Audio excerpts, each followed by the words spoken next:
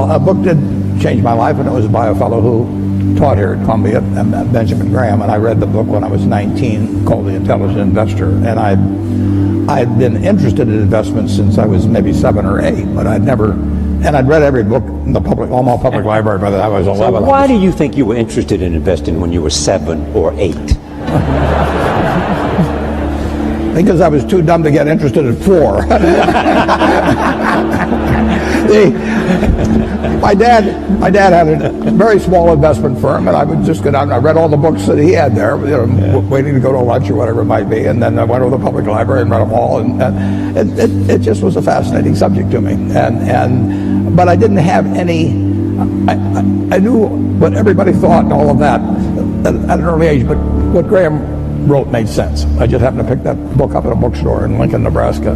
But to investing per se, is there something about your core competence that made investing the perfect place for you to be? Yeah, it certainly wasn't to be a pro football player. I looked. It was a question of zeroing out all the other incompetencies, and I was left with one thing, Just the allocation of capital. I was actually wired in a way that was. This would be something I would be good at. So wired in what way?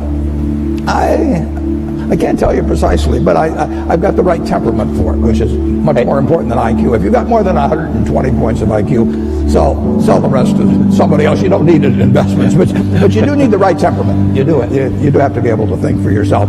And getting back to the earlier question, the first question I ask myself when I look at a business is it important and easy what I can determine about this business? And a lot of them don't make it. Now, Bill is looking for hard questions that plague society, and where intellect and money may make a difference. They may not for a while, but he's taking on the tough things. My job is to find easy things. I'm looking for 1 foot bars to step over, rather than 8 foot bars to jump over, But that's not irrational if you're looking at the investment universe.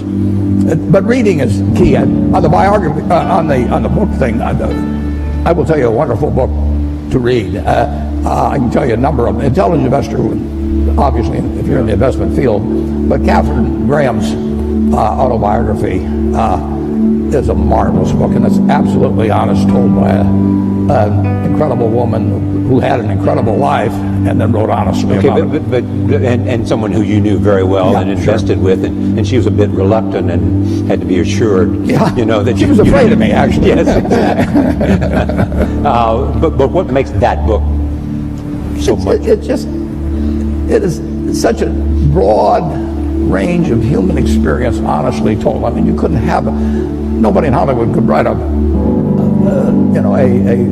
scenario that she lived through, and just to see that world develop, how she reacted to it, and everything. You can learn so much. My partner Charlie Munger just loves Ben Franklin. You can learn from other people and their mistakes, and I find biography is my favorite. Well, I tell you, it works in all areas because my life is fueled by my being. And being fuels the doing. So I come from a centered place. I come from a focused place. I come from passion. It's just my nature. I come from a willingness to understand and to be understood. And I come from wanting to connect. I mean, the secret of that show for 25 years is that people could see themselves in me. All over the world, they could see themselves in me. And even as I became more and more financially successful, which was a big surprise to me, I was like, oh my God, this is so exciting. You mean you got more than that 30,000? I got more than 30,000 by the time I was 30. But what I realized is through the whole process, because I'm grounded in my own self, that although I could have more shoes, my feet stayed on the ground, although I was wearing better shoes. These are kind of cute today too.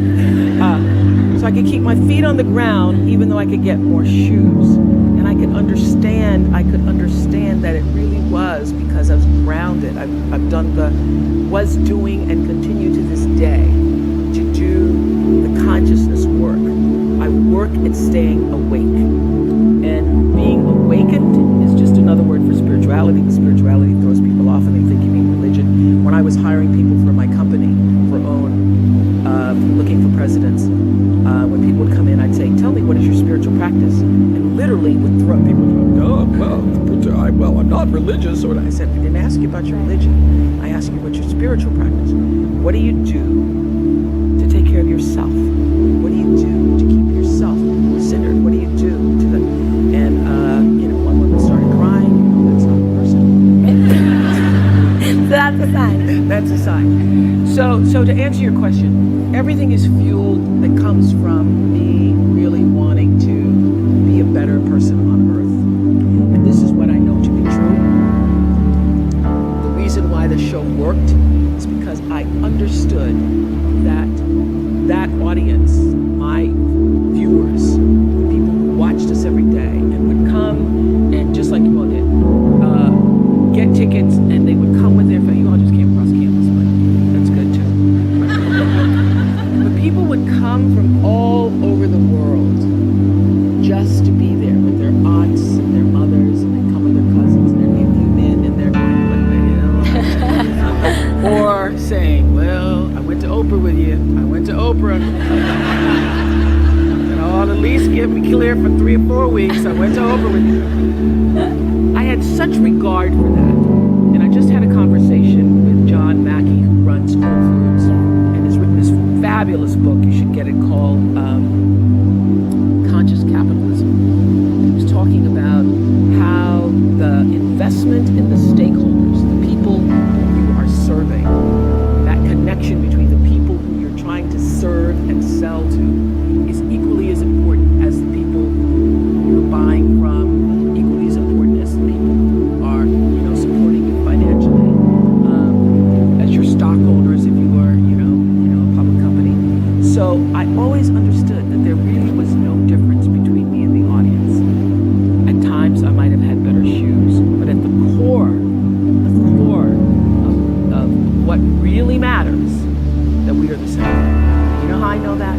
Because all of us are seeking the same thing. You're here at this fabulous school, and go out into the world and each pursue based upon what you believe your talents are, what your skills are, maybe your gifts are, but you're seeking the same thing. Everybody wants to fulfill the highest, truest expression of yourself as a human being. That's what you're looking for. The highest, truest expression of yourself as a human being. And because I understand that, I understand that if you're working in a bakery, that's where you want to be. And that may be what you've always wanted to do, is to bake pies for people or bake cakes for people or to offer your gift, then that's for you. And there's no difference between you and me, except that's your platform, that's your show.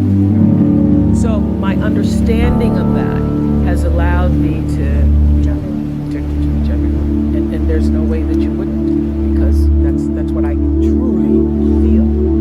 And when I sit down to talk to somebody, whether I'm talking to a murderer, I sat down and interviewed a guy who killed his twin daughters.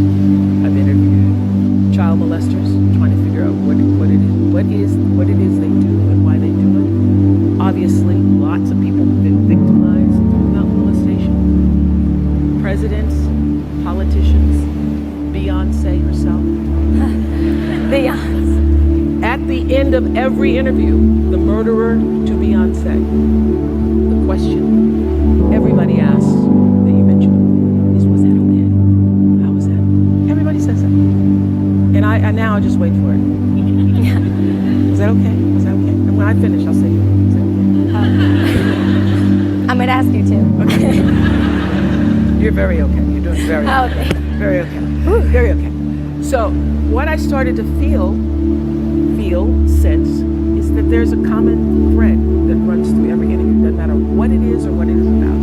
Everybody wants to know. And this is the truth. All of your arguments are really about the same thing. It's about, did you hear me? Did you see me? And did what I say mean anything to you?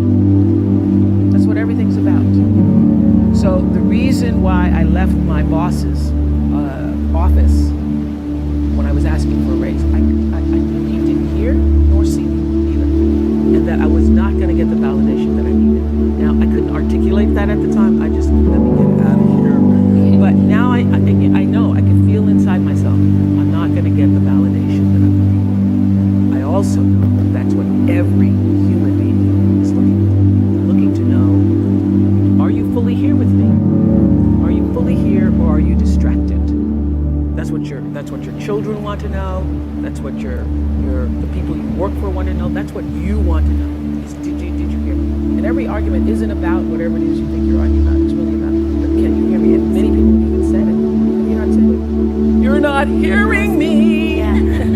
You're not hearing me. So having that understanding, and I would have to say that the show, one of the reasons why I live such a fantastic life is because I pay attention.